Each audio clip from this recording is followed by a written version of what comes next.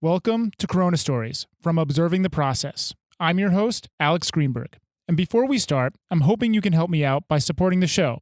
You can do this by going to my website, observingtheprocess.com. For just $5 a month or $50 for the year, you can become a monthly supporter. This show relies on listener support to stay on the air. So if you find this content valuable, I hope you will consider subscribing. You can find a link to subscribe in the description of this podcast. If you can't support monthly, no worries. You can help out by rating and reviewing on iTunes, Stitcher, or wherever you listen. You can share it with your friends, you can blog about it, or discuss it on your own podcast. If you're watching on YouTube, you can subscribe to my channel and like this video. Thank you for supporting the show. Listeners like you make it possible. If you are looking for information on how to protect yourself and stay safe from COVID-19, please get information from the CDC or the World Health Organization. Today on the show, I had Kevin Lynch. Kevin works with the marketing team at Shanghai American School in Shanghai, but is from America. Please welcome Kevin Lynch. In the land of China, people hardly got nothing at all. No possessions? And in China, they never go to church. No religion too? Or do magic. Well, it's easy if you try, Dick.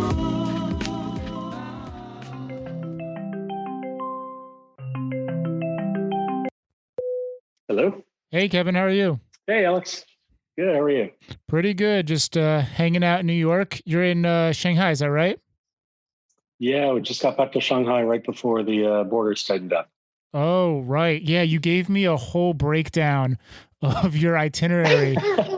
Quite a lot to go through. I looked at the beginning and the end, didn't really dig into the meat, but I'm sure we'll get into that. Before we start, I was wondering maybe you could give the audience a brief introduction of who you are, where you're based, what you do for work, that kind of stuff. Yeah, for sure. My name is Kevin Lynch, and I'm a U.S. citizen. I've been based here in Shanghai since 2012. I have an ad agency background, but I'm currently working with the marketing team over at Shanghai American School. Cool. Yeah, that's kind of similar. I have a ad background as well, like marketing.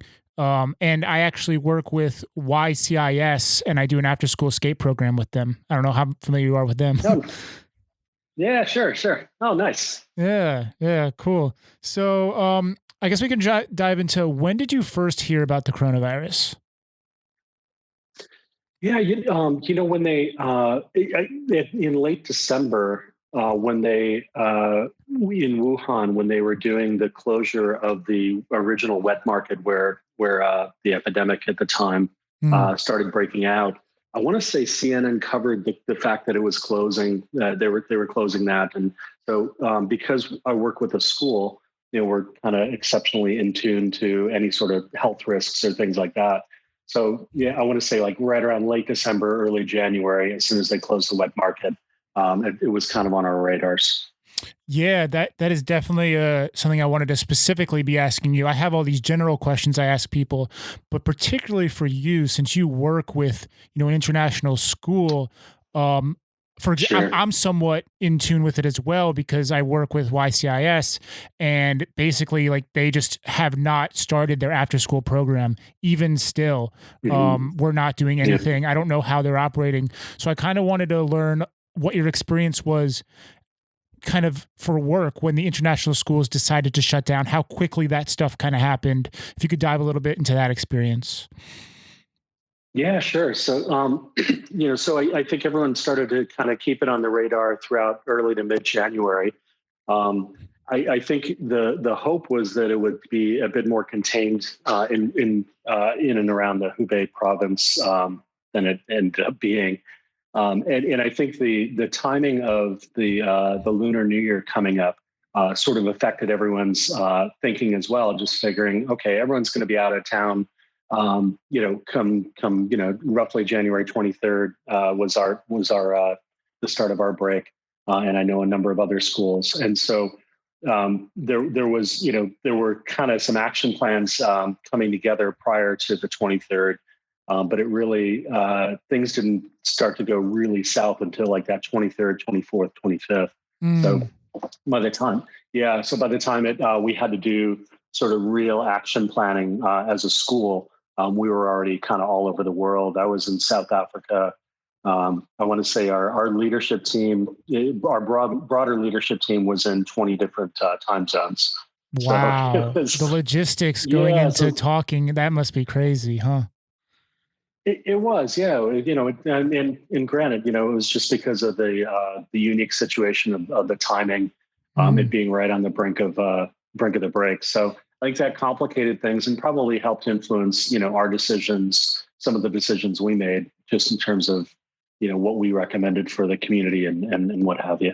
Right. So were the schools on break? Because like it's actually confusing for me because from an American background, I remember like having Christmas break and then we would go back into school. But it's actually quite complicated with these international schools because they may follow the guidelines of Christmas, but then it's also Chinese New Year coming up so quick. So what was the progression? Were kids in school for most of January or?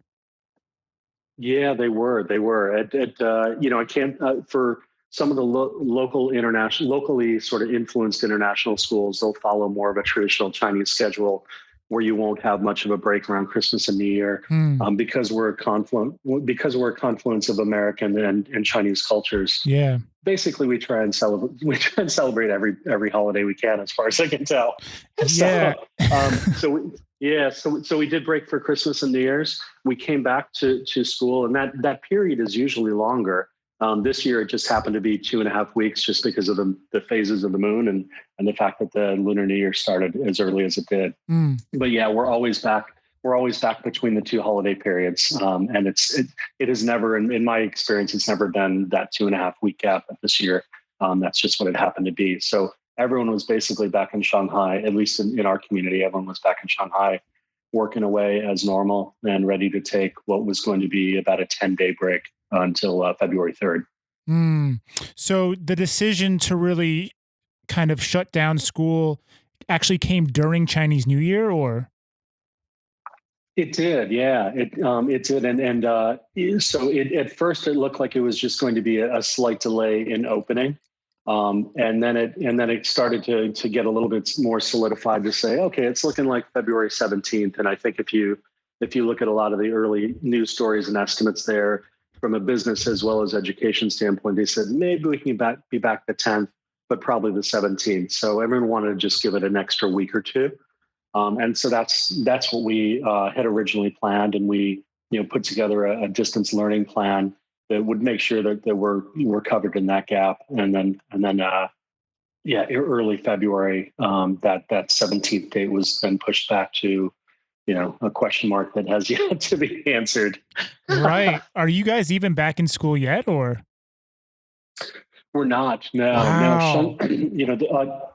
Yeah, there are quite a few provinces whose schools have opened or slowly opened. They're doing kind of a rollout phase that starts with a couple of grades and then slowly, kind of moving slowly and safely, and we'd certainly support that. Mm. Shanghai and the general rumor is that Shanghai and Beijing will probably be the last two to come back on board, just because of the sort of international profile of the two cities, and I think the government and sort of business hubs that they represent. So yeah, and Guangzhou I think is going to be pretty slow to come back as well. So none of those three provinces are back on yet. Wow. Yeah. So I've actually always Yeah. something that's on my list is actually kind of talk to someone in elementary school. I'd love to hear the perspective of a student right now going through this, and it'd be kind of cute to hear what their thoughts are. But what's are kids going to school online? Is that what's happening, or is it just a full standstill? No, it's we launched our distance learning program that literally, like, everyone being the admin team, cranked on a distance learning plan over the holidays, and then February 3rd, all the teachers got together in whatever zones they were in, Mm. and worked out some of the logistics, and so we really started right up on February 4th. So we didn't miss a day. I mean, we tend to be our school tends to be rather aggressive in everything we do, work and play and everything else, and we have just a really terrific group of leaders that Mm. were able to kind of pull together a good plan quickly. So The plan continues to be tweaked every week. We're working on sort of new tools that are being introduced or new uses to those tools, or different ways that teachers and counselors are able to stay connected with the students and what have you. So so the students have been pretty full on from February on. This past week, we just took a spring break, which the students and faculty were very grateful for. But this week we're right back to it. Yeah, because I it's interesting that, I mean, in general, these schools are so expensive, and it flat out, for me, it feels like there's no substitute for, being in the classroom and getting that learning experience.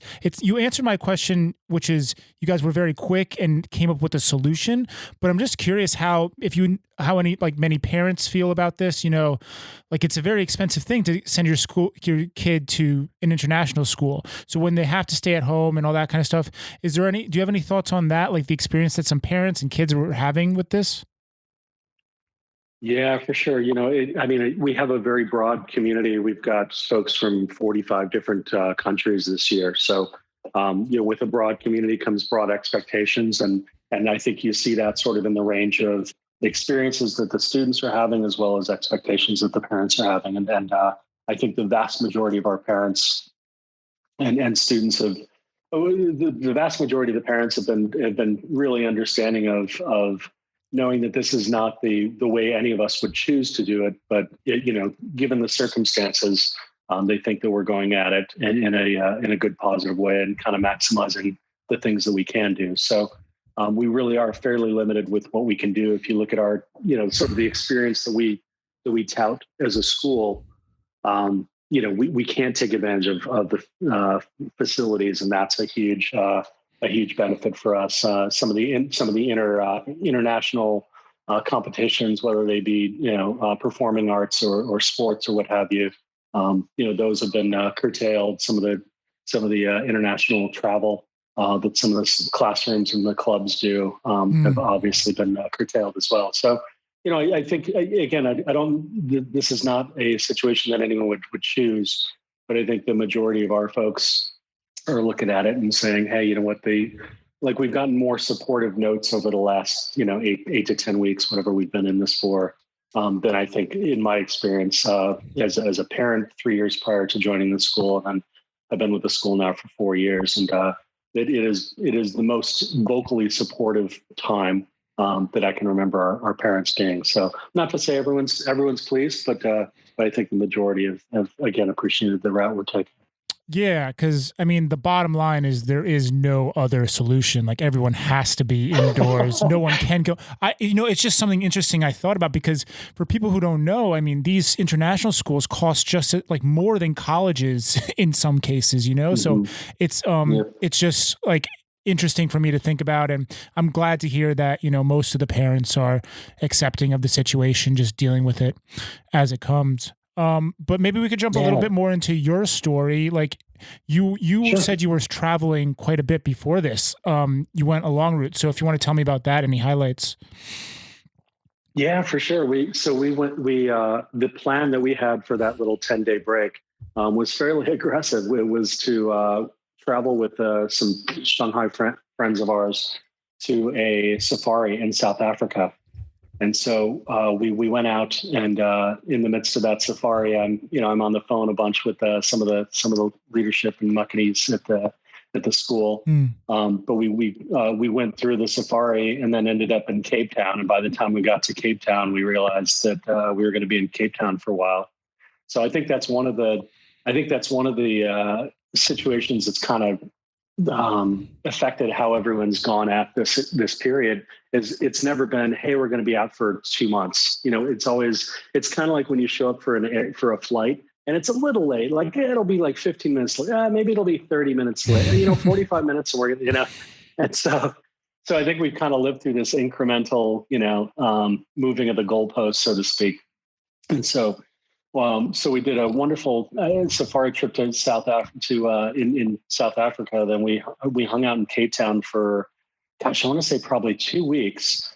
And part of the inspiration for that is we have just a wonderful group of friends here in Shanghai and a couple of them are going to be repatriating. And so it was kind of our last big hurrah together. And on the very last meal that we were all together in Cape Town, someone raised a glass and said, hey, I'm not sure when the next time we'll all be together is.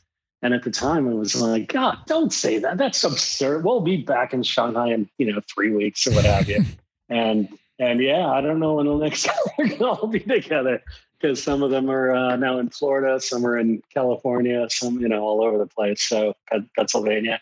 So everyone's kind of spread out now. My wife and I decided, we hadn't really toured around Africa and we didn't have anything better to do. So we kind of wandered up and saw Victoria Falls up in Zimbabwe.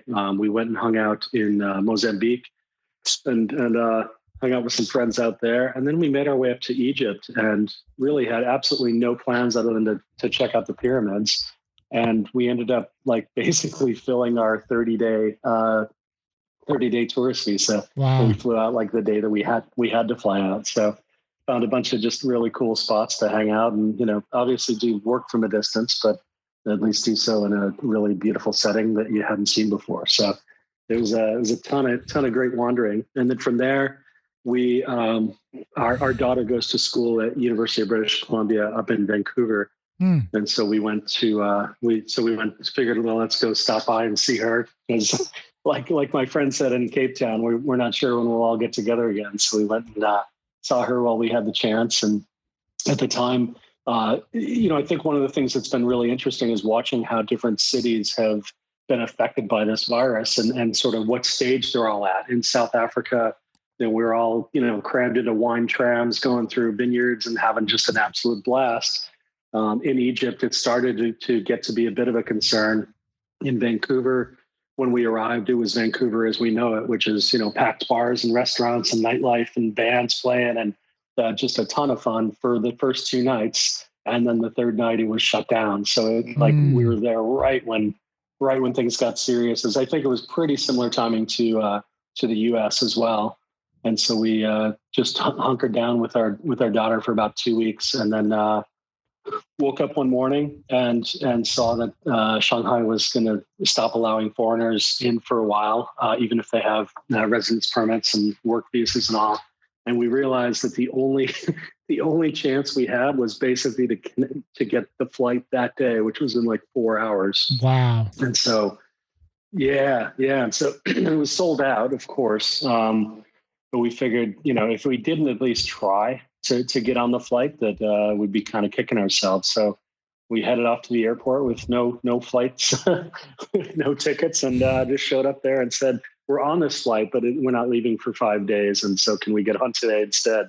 And I think the airport personnel thought we were so stupid for doing so. They kind of took pity on us because we got onto the flight and made our way here. Got in through immigration 3 hours before the deadline. So it worked out wonderfully. Wow. Yeah. Did you have to go into quarantine and all that? Or are you still in that, or? We're still in quarantine. We have, what day is it? Day 12. Yeah. And I think after wandering through so many airports and temporary residents, I think the fact that we're stuck somewhere for 14 days straight is really, that's kind of a pleasure. So I'm sure, actually, it's gone by super fast. We live in a lane house in Jing'an and right on Maoming, and the nightlife is super kind of hopping these days. I'm on Maoming totally as well, actually. I'm on Maoming nice. Fuxing Lu. We're Maoming Weihalu. Close by. That's cool. Yeah, my question was going to be if you ended up getting home. Most people have had to be in a hotel. Yep. Yeah. So we passed all our tests. I mean, I think kind of isolating ourselves a bit in Vancouver, and then getting back here and going through it and passing the tests was super helpful. And we were in Canada for 14 days prior. So when they said, "Hey, where have you been the last 14 days?" it was a little less complicated than it would have been if they'd asked us any time in the couple months before that. Canada definitely helped you out. Zambia. Yeah. For sure, for sure. So so they allowed us to do a home quarantine, and we're in a small lane house, so it's a little bit of a different structure than some of the bigger kind of complexes that a lot of people work in or Mm. live in, and so we don't. So the neighborhood committee's been really helpful, but they're not used to dealing with folks, that are going through this quarantine, and so they basically said, yeah, we'll give you a delivery every maybe 2 or 3 days. And they've been pretty true to that. So it's they come by enough with enough groceries or whatever that we need. So we're all good. So do you make a list, or they just bring you like maybe a government issued list? What's that like? Yeah, yeah. I think if you're in the hotel, that your choices are a bit more limited. So for us, we do just a normal grocery online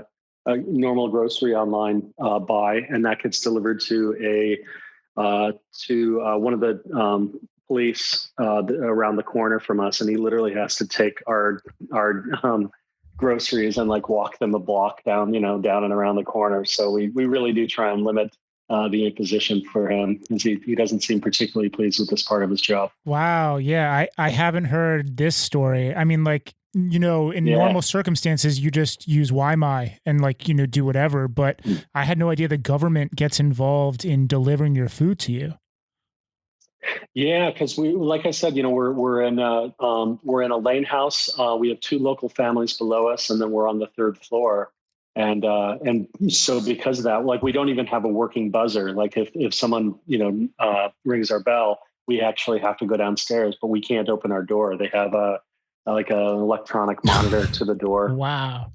Yeah, yeah. If you read about or have heard about different people's experiences in quarantine, they definitely tightened up their processes. But I would have to say as well that while it's tight, it's probably also a heck of a lot more effective than when it was at the beginning, where people were still walking their dogs and they were quarantined, but kind of. I mean, I think the U.S. is kind of going through that as well, where Yeah. they're like, yeah, we're kind of locked in. We're going to be out at the lakefront. I got to go for a jog. Like, okay. Exactly. So Yeah. that's another question that I have, is how different cultures are handling this pandemic. And you can definitely speak to China and America. And to be honest, like I feel what China is doing is kind of exactly what it's like un-American as can be. But I wanted to hear your thoughts Yeah. on like your experience and your perspective, comparing it to America and Yeah, China, well, the cultures. Yeah, for sure. Well, I think, and Alex, how long have you been in Shanghai? Or 5 in China? years. 5 years. Okay, yeah, and I've been here. This is our 8th year as well. And I think after a while, you get used to things that you would never get used to back in the States or wherever. So I think when they locked down Wuhan to try and contain the virus early on, it was kind of like, holy crap. And then you go, yeah, it's China. like they'll do stuff like that. And Yep. and sometimes it seems excessive, but but the results that they get, you kind of go, oh, okay. Like, it's not something I would choose necessarily, but I certainly see the logic of that. And so as soon as they did that, I think it struck you as a surprise, early on, but then you thought, okay, well, if it's spreading that bad, then good on you for handling it that way. Hearing stories in the States and being part of that sort of transition in Vancouver, you definitely you realize that if only some of the states take it seriously and others don't, you kind of wonder how this thing is going to go away. Because it's not like people aren't traveling from state to state. The fact that Wuhan, a city in the middle of China, had international travelers spread that virus so far, kind of tells you just how interconnected we all are as countries these days. And so the thing, much less states, going from Illinois to Indiana or what have you. And so I do wonder if the weak points of the crackdown that you get in the U.S., if that's going to prolong this pandemic a bit longer than it needs to be. I have to say, I never thought that we would see other countries do lockdowns similar to what China has done. And what really threw me was as soon as Italy did the same thing, I just thought, oh my God. And I do think that China cracking down as tightly as they did, I think made it okay for other governments to do so. Mm. Like the precedence was set. And so I don't think it's anything that Italy or the US or a lot of other countries that are locking down. I don't think it's anything that we want to do on a habitual basis, but it does show a flexibility of the citizens that I certainly didn't expect. When I talked to folks in Chicago or San Francisco or New York, some of the places that are a bit tighter, no one seems to be having a huge problem with it. And there's no riots in the streets, no sort of rising up against governments or things like that. I mean, everyone's kind of understanding the seriousness of this and gone, this is not, similar to what I was saying about the school. This isn't what I would choose, but I understand this is the situation that we kind of have to deal with. So, I've been pleasantly surprised with people taking it as seriously as they have. It'll be interesting how, if you have a huge second wave, kind of how governments from China to US to everywhere else will kind of react differently than they did the first time. Mm. You kind of see Hong Kong right now going even tighter than it was. Japan's finally locking down, with a bit of a spike in cases, and they're basically finally getting to the point that I think China was getting to moons ago. And I don't know if the takeaway is that's just what you have to do, at least until we have some sort of vaccine for it or treatment for it. So it'll be interesting. And I don't know if you've looked at, in the New York Times, they have a kind of country by country breakdown of how many cases are reported each day. Mm. And you kind of see these, like the different waves that each country is kind of going through, whether it be, 0 to 10, 10 to 100, up to 1,000, over 1,000, over 10,000, whatever it is. You kind of see this wave, and it gives you some confidence that it is a wave, that there's a downside, that you can kind of get over this stuff. And you see it in Italy's coming in on that now. Spain's slowing down. China's certainly been at a much lower rate for a month and a half now. So it's helpful to kind of just see that everyone's going through the same thing, just in different time patterns. I wonder if the weakest spots on, in the U.S. or in other parts of the world is going to potentially prolong this longer than any of us wish. Yeah, it's interesting to see other countries kind of echo what happens. It's like it happened in China, and then you see the same thing happen in other countries. And what you're saying about America, I think, is I would agree with. If all the states aren't acting accordingly, and like I don't think there's been a lockdown in New York or LA like there was in Wuhan or in certain parts of China. In Long Island, at least, I mean, there is no problem to go out for a run or a walk, or you'll see people in the park like spread out, but you need the police-like state that you're put in right now. It's unfortunate, but I think that it's not going to be solved unless we get a vaccine or you're physically forced to stay quarantined. And I think that's what China is able to do in a situation like this. Yeah, for sure. And again, I think, just being part of the community here in China, you're probably, more open to a level of surveillance that you would find a bit uncomfortable elsewhere. Definitely. But one of the things I always point out is, as much as folks gripe, we raised a daughter in our 8 years here. We had a daughter go through high school. And the fact is, like in a city of 26 million, 32 million, however you count it, we never actually had to worry about her safety. And I talked to my friends in the States in similar situations with, kids that same age, and they're worried to death, And so I do think there's something, there's a level of safety and security that China does provide that I think is something that is often overlooked and underappreciated by folks. So again, certainly wouldn't agree with everything that any country does. Mm-hmm. But we definitely see, definitely appreciated the benefits of sort of how they've gone about stuff, and the virus is one of them. Yeah, I would definitely agree. Shanghai is the safest I've ever felt. I've only on one occasion gotten into a situation that was a little bit hairy, but other than that, in general, it's the safest place in the world I've ever been for being able to walk around and go about your business. That's crazy. Yeah. Yeah. It really is enjoyable in that sense. Mm. All right, Kevin. Well, as we start to wrap up, I'm wondering what you think the future will hold. When do you think you'll be back in the school? That is a great question. And I think we probably have the ears of our entire community waiting for that answer. It's really hard to say. I think it's promising to see other provinces opening up the schools. It feels like they're opening at a greater rate. So our hope is that we're able to open our campuses at least to a few grades, and then start to roll that out before the year ends. Our year ends on June 12th. And, just because of the way international school contracts are, we literally do have to end on June 12th as, teachers rotate out, get new assignments, we pull new teachers in and what have you. And so our hope is to be back, within, end of April, early May at the very latest.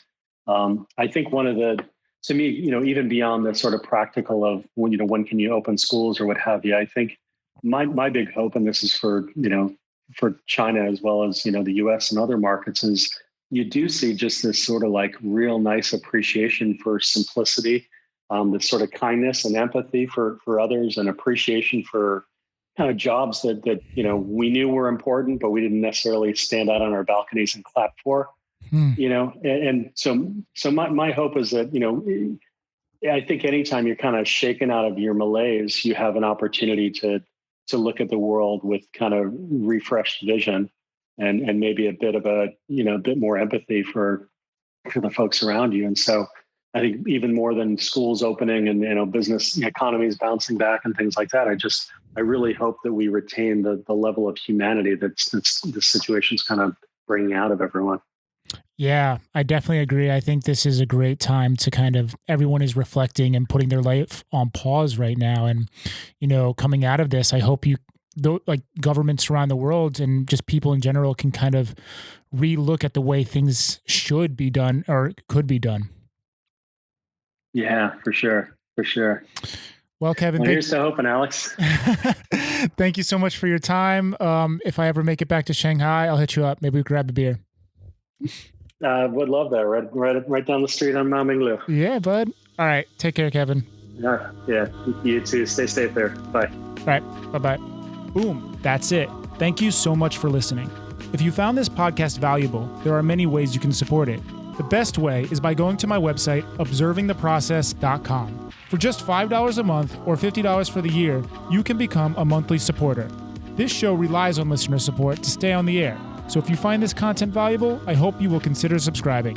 You can find a link to subscribe in the description of this podcast. If you can't support monthly, no worries. You can help out by rating and reviewing on iTunes, Stitcher, or wherever you listen. You can share it with your friends, you can blog about it, or discuss it on your own podcast. If you're watching on YouTube, you can subscribe to my channel and like this video. Thank you for supporting the show. Listeners like you make it possible.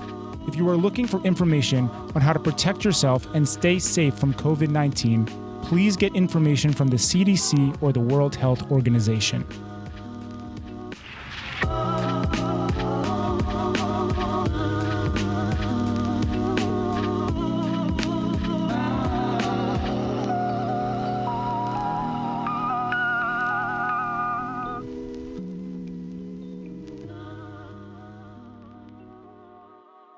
Also, if you enjoyed the intro and outro music, it was made by my brother, Danny Greenberg. You can go and check out his beats on Apple Music, Spotify, YouTube, or SoundCloud. He goes by the name Estoric, Estoric. All right, that's it for now.